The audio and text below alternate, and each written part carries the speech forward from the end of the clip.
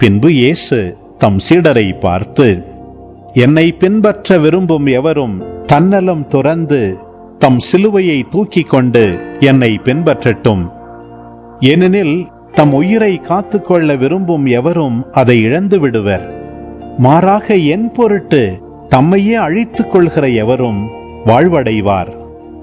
மனிதர் உலகம் முழுவதையும் ஆதாயமாக்கிக் கொண்டாலும் தம் வாழ்வையே இழப்பாரெனில் அவருக்கு கிடைக்கும் பயன் என்ன? அவர் தம் வாழ்வுக்கு ஈடாக எதை கொடுப்பார்? மானிட மகன் தம் தந்தையின் மாட்சியோடு தம் வானதூதர்களுடன் வரப்போகிறார். அப்பொழுது ஒவ்வொருவருக்கும் அவரவர் செயலுக்கேற்ப கைமாறு அளிப்பார்.